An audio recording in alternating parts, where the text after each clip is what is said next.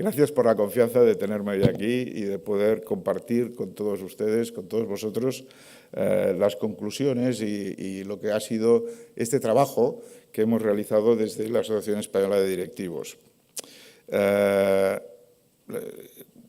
Como misión, desde un principio, cuando fundamos la Asociación Española de Directivos bajo el liderazgo de Isidro Fainé, nos planteamos el ser una entidad de referencia, independiente, no politizada, que representase los intereses de los directivos en cuanto a profesión, que representase y fuese la voz del directivo en temas de proyección social o en temas de defensa de intereses.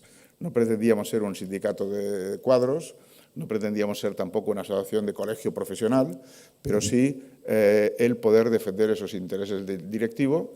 Fue la fusión de dos entidades y entre las misiones que tuvimos fue el de hacerla crecer. Para eso iniciamos lo que hoy es Confederación Española de Directivos, que yo creo que agrupa a más de 200.000 directivos y que nos permite cubrir todo el espectro directivo en este país. La AED sigue siendo el núcleo fuerte de ese movimiento y, como digo, se justifica en sí mismo por el hecho de que nos representa de forma especial en el mundo de hoy. Un mundo donde cada vez más es importante tener entidades sociales que nos estén dando apoyo. Desde un principio, siguiendo la misión que teníamos de incidir y de impactar en el mundo del directivo, pues procuramos desarrollar documentos de trabajo que pensábamos que eran de interés para el directivo en cuanto a profesional. He de señalar, como previa, que nos gusta diferenciar el concepto de oficio del concepto de gestión, de dirección. Antes de empezar hablaba con el moderador, que es periodista, su oficio es ser periodista, pero un periodista puede desarrollar una carrera, una trayectoria, asumiendo posiciones de dirección como jefe de redacción o incluso como director de la propia publicación. En mi caso, mi currículum, yo soy doctor ingeniero, empecé de profesor, monté una empresa, lo que ahora diríamos una incubadora, estuve casi 10 años en Citibank ejerciendo funciones directivas como vicepresidente del área corporativa en España y en un momento dado me incorporé a Egon Zehnder, firma internacional de búsqueda de directivos. En Egon Zehnder es una organización absolutamente plana, no hay niveles jerárquicos. David, que tú que estuviste con nosotros, pues lo sabes bien, tú que estuviste sujeto pasivo de nuestra intervención, es una firma absolutamente plana, propiedad de los propios consultores, donde lo que cuenta más es el oficio. Por lo tanto, yo me he pasado 30 años ejerciendo un poco de las labores de liderazgo y de gestión, pero mucho de oficio. Por lo tanto, esa dicotomía entre oficio y dirección nos lleva a que los planteamientos que recogen el documento que hemos hecho puedan ser aplicables a esferas, a ámbitos, más allá de lo que entendemos tradicionalmente como una empresa, sociedad anónima con un objetivo de lucro. Puede ser una ONG, puede ser una entidad sin ánimo de lucro, puede ser una responsabilidad dentro de un hospital, dentro de un periódico, de muchos ámbitos donde podemos aplicar este tema. Y es evidente que hay muchas de estas reflexiones que se pueden aplicar a un arquitecto o un abogado que ha trascendido en su labor profesional. El primer documento que hicimos fue Dirigir el siglo XXI, fue una macroencuesta que hicimos con 25.000 directivos, esto era el año 2000. Hicimos un segundo documento que es el decálogo del directivo. Todos estos documentos, bueno, el libro se editó en Deusto, no está en la web, pero el resto de documentos los tenéis a acceso gratuito en la web. Hicimos un documento sobre decálogo del directivo, es decir, qué principios interactúan el directivo con la empresa. Hicimos uno de directivo empresario. Hicimos el penúltimo, que sería un capítulo de lo que vais a ver, de lo que os voy a presentar a continuación, la gestión integral de la carrera del directivo, porque en plena crisis decidimos que era importante plantearnos cómo veíamos el mundo del directivo en esa crisis, directivos que no tenían trabajo, directivos que les costaba encontrar posición. Hicimos un documento que llamamos Gestión de la discontinuidad en la carrera del directivo. Introdujimos expresamente la palabra discontinuidad para apartarnos de un concepto de paro y para introducir un concepto de no linealidad en la carrera del directivo, algo que es importante a la hora de gestionar nuestra propia carrera. En el trabajo que os presento, como ha dicho David, está hecho por directivos. Él es miembro, me ha sabido mal porque lo teníamos que conectar una hora antes. Las reuniones las hacemos en horario de directivos, empezamos a las 8:15, 8:30, con lo cual tú tienes que estar una hora antes en Canarias, y procuramos puntualmente a las 10 que todos los miembros de la comisión ya puedan ir a sus trabajos, porque somos directivos y trabajamos para directivos. Comentaba antes que me gusta diferenciar en una empresa lo que es la propiedad, de lo que es la estructura directiva, de lo que es la función empresarial. Nosotros somos directivos, aunque a veces asumamos parte de esa función empresarial, pero somos directivos, trabajamos para terceros. Básicamente en este trabajo habrán participado unos 40 directivos que han aportado sus reflexiones. Son 13 capítulos, de los cuales yo os voy a exponer un poquito de qué va cada capítulo. Siempre hacemos la broma. A mí me gustan los spoilers. A mi mujer los odia. A mí me gusta que me expliquen si la película acaba bien o acaba mal, porque así no sufro, si la serie va bien o va mal. Yo hoy voy a hacer un poquito de spoiler, pero con el ánimo de que eso no os quite el poder leer el documento y sacar vuestras propias conclusiones. Incluso le he dicho a Luz que os dejo el PowerPoint, el PDF, porque he intentado que en ese PDF haya también un poco de síntesis, y a veces pues va bien tener un poco de referencia, no de texto. Pero, insisto, os voy a hacer un poco de spoiler. Ha sido un trabajo duro y hemos estado, tú lo sabes, decimos 2 años, pero en realidad hemos estado más de 2 años. Hemos estado casi 3 años para poder hacer este estudio, pero nos quedamos satisfechos porque lo hemos podido revisar y trabajar bien. ¿Qué encontráis? Pues encontraréis reflexiones, encontraréis experiencias, pero no penséis que vais a encontrar un documento académico, un documento con índices, con notas bibliográficas. No.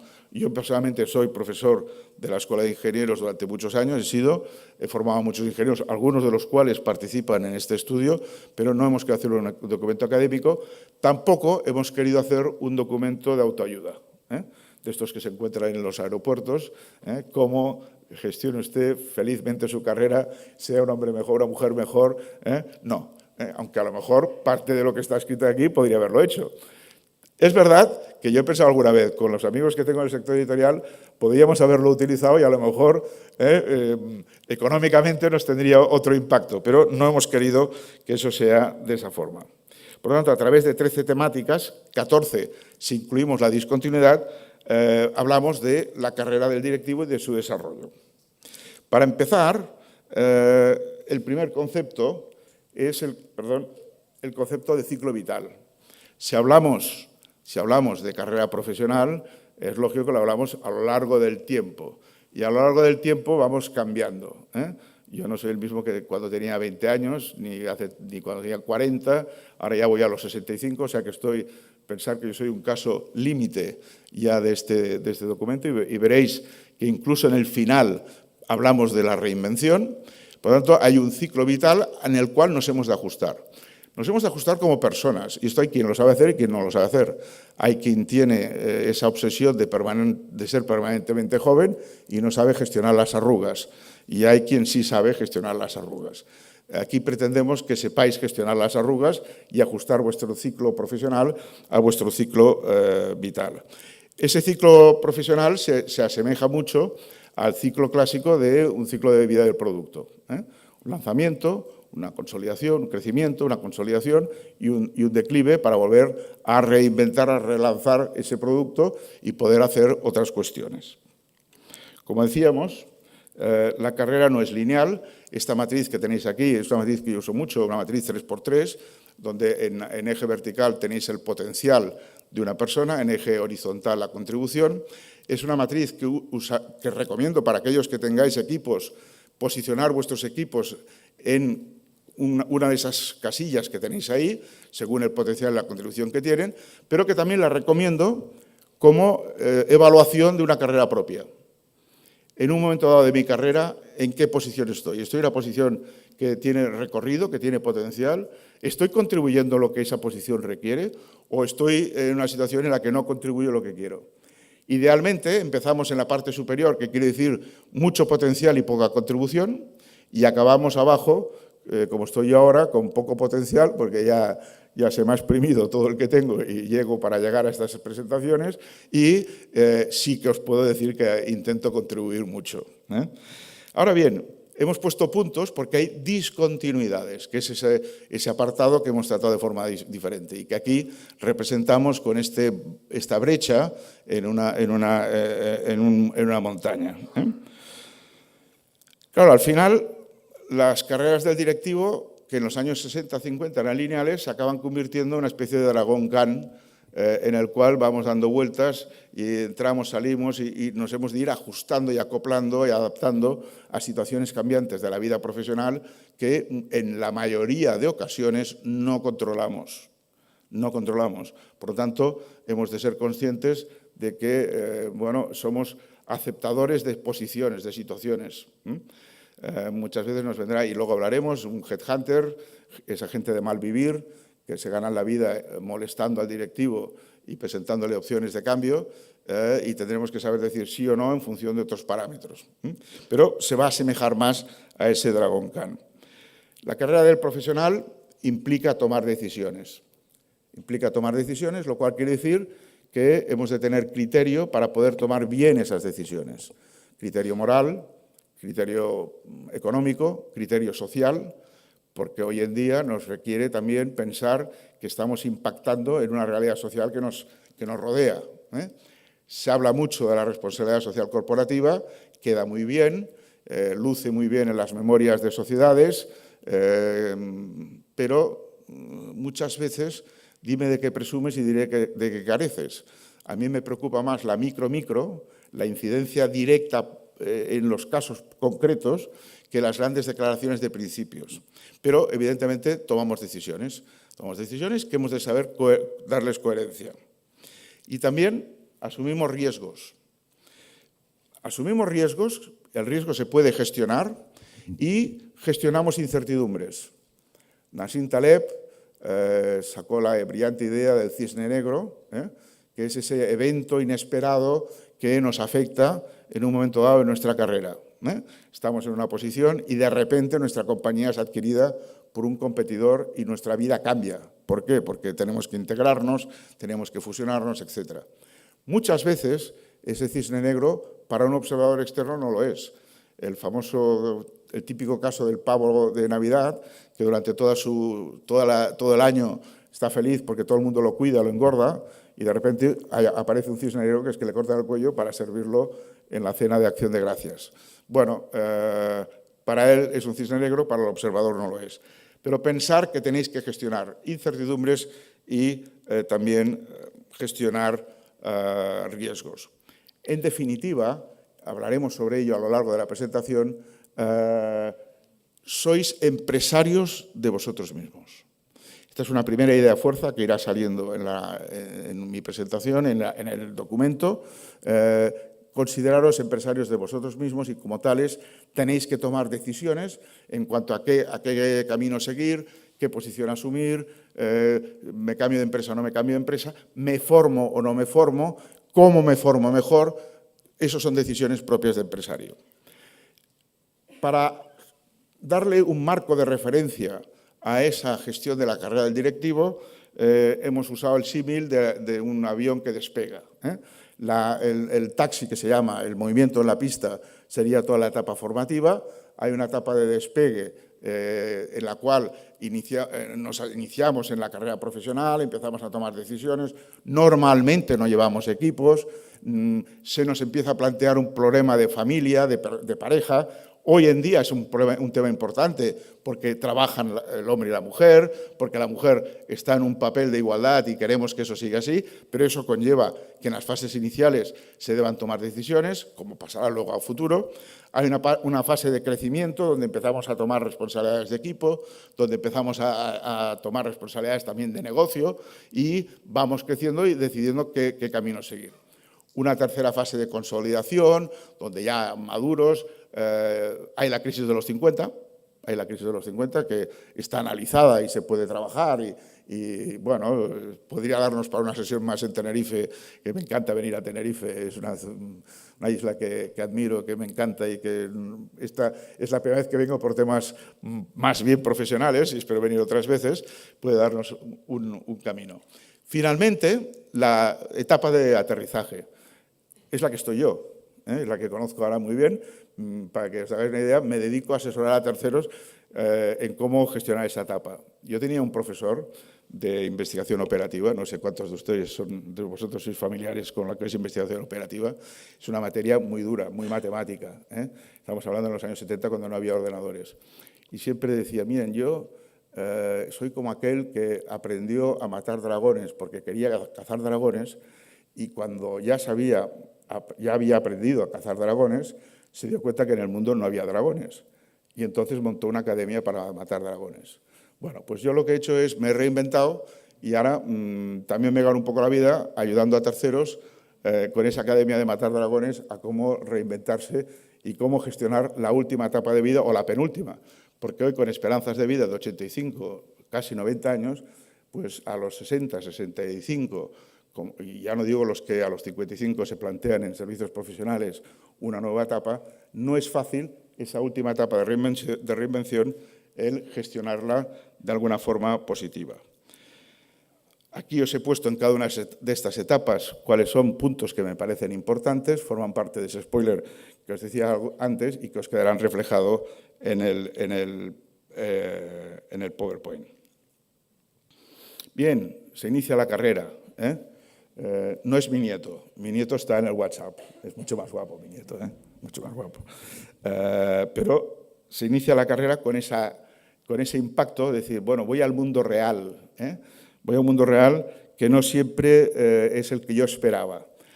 Hoy, en el inicio de las carreras, y tuvimos dos invitados, uno de ellos hoy Ignacio Galán está en Nueva York siguiendo su carrera profesional, nos pusieron sobre la mesa los aspectos relacionados con la demografía, por ejemplo.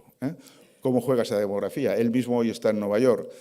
¿Cómo juega el que hoy nuestra competencia ya no viene de la isla de al lado, que diríamos aquí en Canarias, sino que nos viene a lo mejor de Argentina, de África, que está creciendo muchísimo, que África es un fenómeno que hemos de seguir muy de cerca, o de la India. Por tanto, la demografía y la globalización abren aspectos diferentes el inicio de las carreras.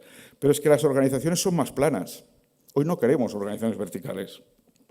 Cuando yo empezaba mi carrera, principios de los 90, buscando directivos, buscábamos Group Product Managers y había empresas que estaban dispuestas a pagar honorarios para buscar un Group Product Manager. Hoy ni siquiera existe esa palabra, ni siquiera existe esa función. En esas conversaciones con jóvenes, uno de los problemas que se plantean es que las organizaciones planas dan poca posibilidad de gestión del potencial. ¿Por qué? Porque no hay promocionabilidad. Uno de los temas que también nos daría para otra conferencia en Tenerife, yo ves que voy buscando temas, como sé que voy corto de tiempo, es la diferenciación entre potencial y desarrollo y promocionabilidad. En nuestras carreras, en esa matriz que hemos visto, podemos poner potencial, pero también podemos poner promocionabilidad. Lo más difícil es gestionar potencial cuando tenemos pocos niveles de promocionabilidad. Si hablo con David en una estructura de banca de retail con muchos niveles, me da para ir gestionando potencial aquel que entra joven, que pasa de subdirector, interventor, luego llega director de la oficina de clase C, luego pasa a B. Tengo muchos caminos para hacer. Pero si hablo con una startup, de un empresario, con unas compañías en donde la gente joven pues, está muy pegada y hay pocos niveles de dirección, pues entonces sí que realmente la capacidad de gestión de ese potencial es mucho menor. Por lo tanto, importante organizaciones más planas, dificultad de gestionar el potencial. Es una época en la que hay que formarse en lo que estamos haciendo ahora, en comunicación. Comunicación e influencia, yo siempre digo que si me preguntáis a mí mismo, mi plan de desarrollo son mis dos áreas de formación permanente. Hay que desarrollar criterio y salió un concepto en las entrevistas con estos directivos jóvenes que al igual que decimos que hay que ser empresario, lo hemos incorporado a esos resúmenes de nuestro trabajo. Ser antifrágil. Antifrágil es el concepto de Nassim Taleb, que da un paso más al concepto de resiliencia. Antifrágil quiere decir que ante las volatilidades propias de la vida salgo reforzado. Ante esas volatilidades que pueden dar lugar a discontinuidades, situaciones personales, etcétera, yo salgo reforzado. Y ser empresario de uno mismo es algo que los jóvenes hoy tienen clarísimo. El joven de hoy es consciente que es empresario de sí mismo, es consciente que a lo mejor hoy está en una empresa y mañana en otra, eso ya no es tanto problema. Gilbert ya sacó un libro, el trabajo del futuro, donde decía serán los empresarios los que tendrán que ir a buscar y atraer a ese directivo. El joven no le preocupa la empleabilidad y le preocupa ciertos aspectos que son distintos y por lo tanto hay un cambio de paradigma que hemos de asumir en nuestras actuaciones. Quisimos, y voy a pasar rápido, dedicarle un capítulo al camino, a la trayectoria más transversal, no simplemente orientada a la dirección general. Dejarme decir, yo creo que han hecho un flaco favor ciertas escuelas de negocio con la formación de los programas de dirección general, porque se ha dado una imagen de que parece que un directivo que no asuma la dirección general es como que un directivo de segundo nivel, ¿no? Y hemos querido romper esa imagen. Hay magníficos directivos en grandes compañías y en compañías medianas que han asumido un oficio diferente y concreto y que han sabido desarrollarse como directivos dentro de esa función, no de dirección general. Tuvimos dos invitados, dos buenos amigos, Luis Muñoz, a punto de retirarse este año, de Esteve, y Álvaro Bailo, profesionales que han estado en posiciones de negocio y que en un momento dado han asumido posiciones de recursos humanos o de organización o de desarrollo. Y tuvimos un debate que me parece importante en la gestión de un directivo de no obsesionarse con el poder. Como decía Lord Acton, el poder corrompe y el poder absoluto corrompe de forma absoluta. Y no lo decía en el sentido económico que todos podemos pensar, sino en el sentido moral. El poder corrompe en el sentido moral y hay que ser conscientes de ello. Y no toda la carrera de ir orientada a ser un CEO o ser un director general, porque si no mi hijo no sé qué pensará de mí.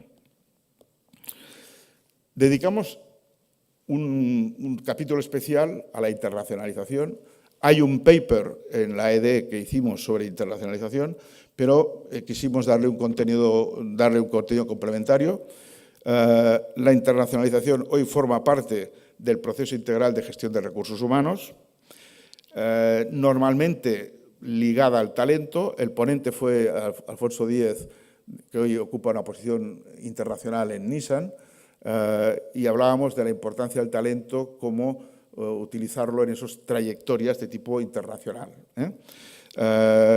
Hemos hablado de tipología de profesionales, desde el que hace el commuting semanal y resulta que tiene la oficina en Ámsterdam, pero vive en Sevilla, y cada semana va y viene de Sevilla, porque resulta que luego en Ámsterdam tiene que viajar y no le tiene sentido hacer el traspaso personal, hasta el que hace realmente una apuesta definitiva sobre la expatriación, familia incluida.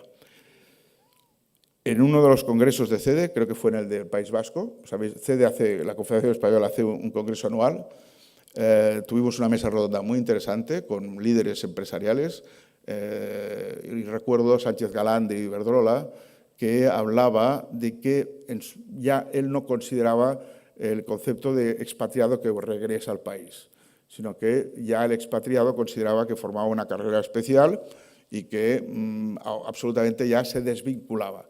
Claro, todo eso es muy bonito decirlo en un atril, puedes quedar muy bien ante una audiencia que te está escuchando como empresa moderna, pero en el momento que asumes tú ese papel, pues tiene unas connotaciones y unas implicaciones que hay que saber gestionar. Hijos pues que tienes que darles un cierto arraigo, mujer que a lo mejor trabaja y que tiene que compaginar su trabajo, la conciliación. Por lo tanto, hay todo un mundo ahí muy importante, muy interesante, que también da para un debate y que yo he vivido muy de cerca por mi propia profesión. Pensar que durante casi 30 años he estado haciendo búsqueda de directivos, sigo manteniendo la relación con muchos de los directivos y me viene a la cabeza uno de los directivos que ha sido cliente y fue reclutado por mí hace años, que nos vemos de vez en cuando, que vive en Singapur y que cuando pasa volando por esos mundos de Dios, por Barcelona, pues hacemos un café y me pongo al día. No es fácil. La multiculturalidad es otro aspecto fundamental, lo tenemos en las elecciones. No voy a hablar de política, yo soy, si buscáis en la red, veréis que presido un instituto liberal que se llama el Instituto von Mises. No, nos da para hablar de otros temas y también quizás otro día, pero la multiculturalidad es fundamental. Es fundamental. Y la multiculturalidad muchas veces es a nivel micro. Yo hacía broma, aquí hay el tema Tenerife-Canarias, pero si vamos a Cataluña tenemos Sabadell-Tarrasa, Reus-Tarragona, y por lo tanto hay infinidad de casos en los que esa multiculturalidad se desarrolla a nivel muy micro.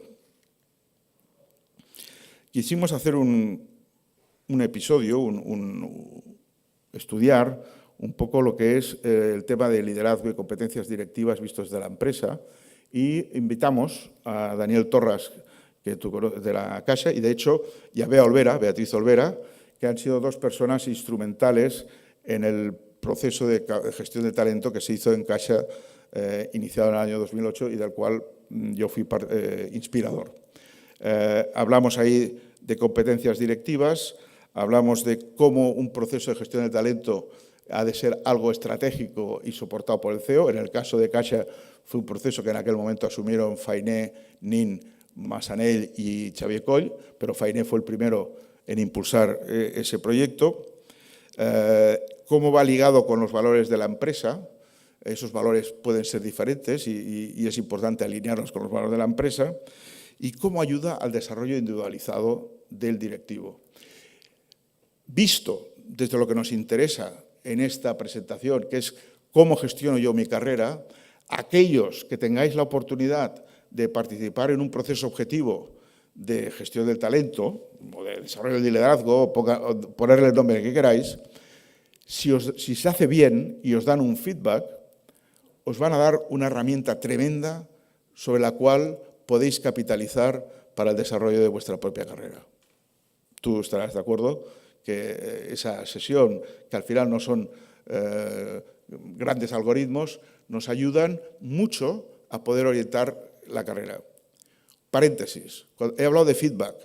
Feedback es uno de los ejercicios más delicados y más duros que se pueden dar. Yo he dado muchos feedbacks en mi vida profesional. En el mundo de CaixaBank he tenido que dar feedbacks duros.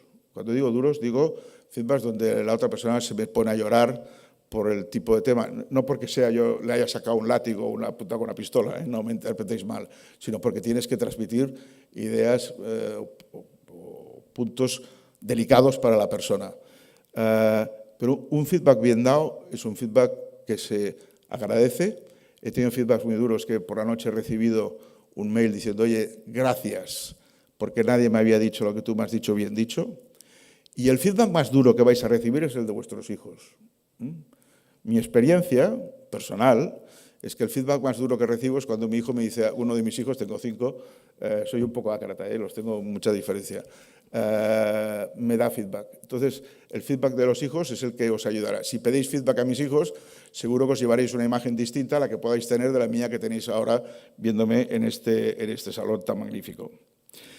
Finalmente, una idea que trabajamos y yo trabajo mucho es que la gestión del talento, en el fondo, se llama gestión del talento, pero se debería llamar gestión del conflicto. Un proceso de talento bien realizado lo que hace es saber gestionar bien los conflictos. Cuando hicimos, y perdona David que mencione, la integración de Banca Cívica con Caixa de Pensiones, pues nos ayudó utilizar el proceso de gestión de talento que teníamos en Caixa para la integración de Banca Cívica a solucionar de forma positiva lo mejor posible determinados conflictos que habían en aquel momento. Hay un capítulo que no debería estar en el trabajo. Ya me anticipo al debate. Creo que hablar de la mujer directiva quiere decir que algo no estamos haciendo bien. ¿Vale? Tengo 3 hijas, de las cuales 2 son directivas, la tercera está en la bioquímica. Por lo tanto, estamos todavía lejos de donde deberíamos estar. Este mismo trabajo hecho de aquí 10 años no debería haber un capítulo dedicado a la mujer. sino que la mujer sería algo más dentro del contexto de la carrera del directivo. Pero estamos donde estamos y conviene que hagamos lo que tenemos que hacer.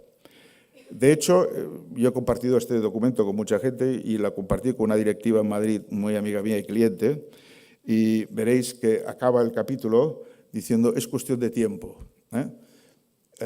Lo que queríamos decir ahí es que, oye, las cosas toman tiempo. Y me dijo, hombre, cuestión de tiempo, esto tendría que estar ya. Bueno, seamos realistas.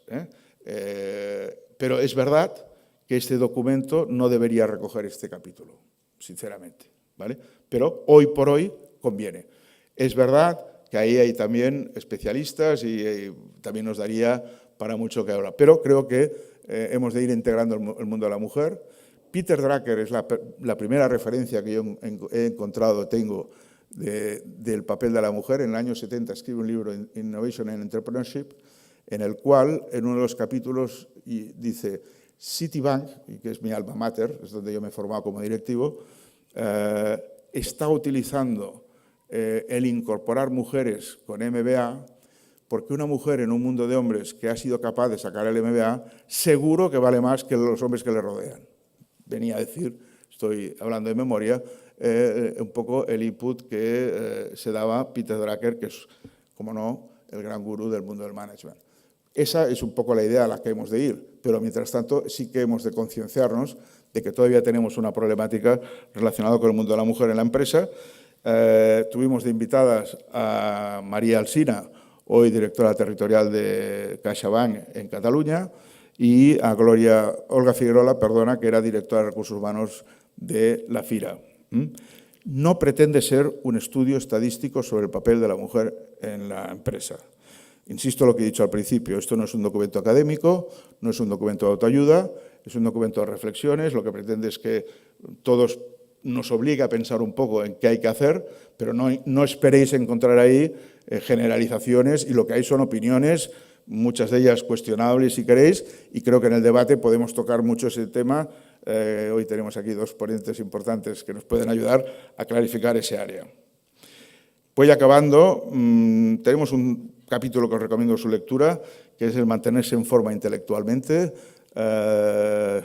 Se lee poco, nos formamos poco, encima creemos que sabemos de todo, eso es peor todavía.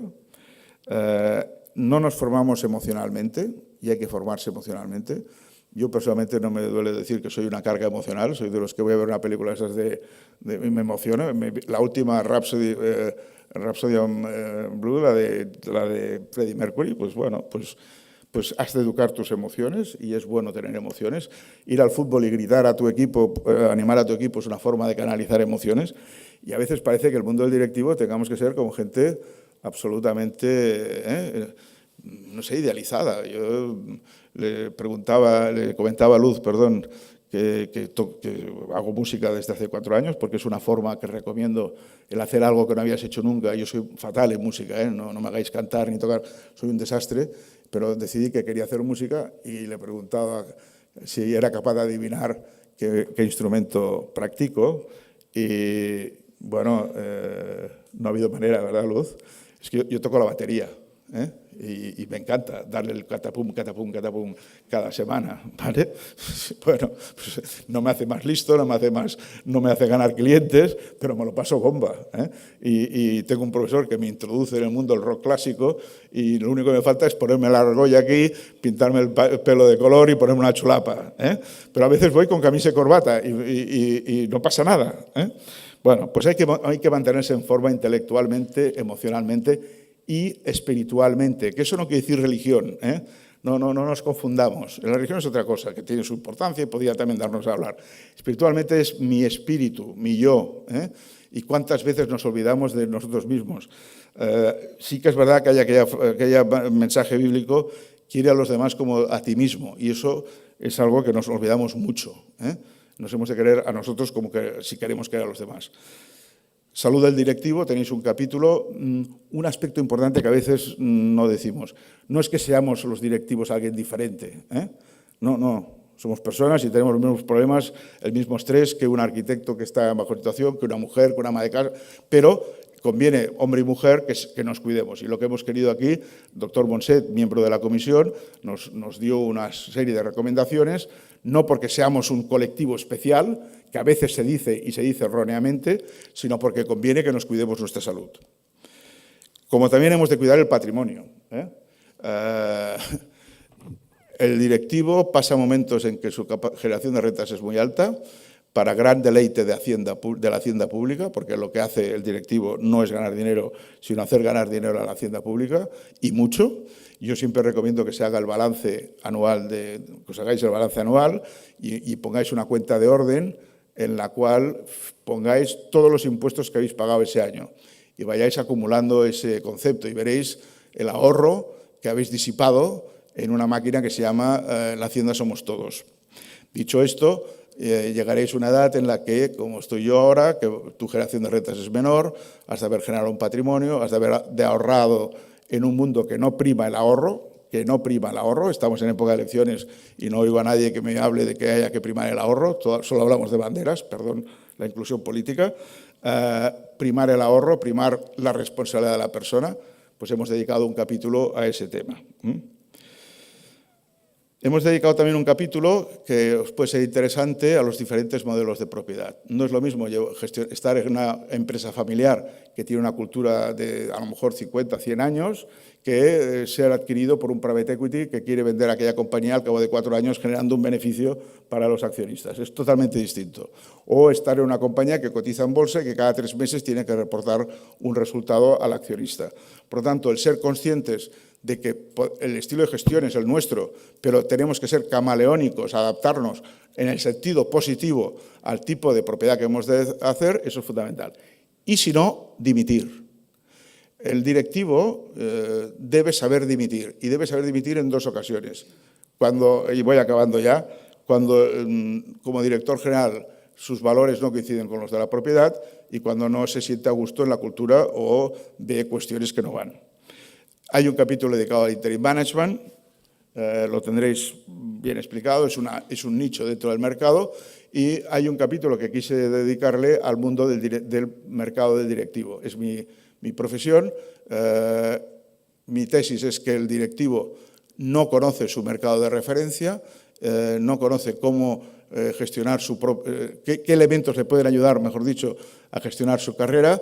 Piensa que el headhunter trabaja para él y el headhunter trabaja para una empresa. Hay que saber mantener una estrategia de comunicación. Por lo tanto, ahí tendréis recomendaciones de cómo manejaros en ese mundo. Finalmente, estamos en un mundo disruptivo, estamos en un mundo en el que hace 5 años las tecnologías que teníamos eran totalmente distintas. Yo todavía en mi despacho tengo mi primer Apple del año 79 para recordarme de que las cosas cambian. Por lo tanto, tenéis que iros trabajando y transformando. De aquí 5 años habrán tecnologías disruptivas. Hoy se habla del coche eléctrico, pero yo creo que el día que el coche eléctrico sea una realidad, no se va a parecer en nada a lo que estamos hablando hoy del coche eléctrico. Pero bueno, esa es la presión mía. En fin, y acabo 2 ideas. Cuidar el jardín, una idea fundamental. Vuestro jardín. Vosotros sois un jardín, habéis de cuidar vuestro jardín. ¿Cuántas veces nos olvidamos de cuidar nuestro propio jardín? Cuidar vuestro propio jardín, sois empresarios de vosotros mismos, gestionar proactivamente vuestra carrera. Bienvenidos al club cuando no nos hagan las cosas como esperáis, todos nos ha pasado, se aprende de los errores y a partir de ahí esperamos que toméis conciencia de todas estas reflexiones y tengáis un buen viaje y una buena jornada de llegada. Perdonad que me he alargado más de lo que me tocaba, estaría aquí horas hablando de estos temas, me apasionan, como veis, y quedo a vuestra disposición para cualquier otra aclaración. Gracias por la atención.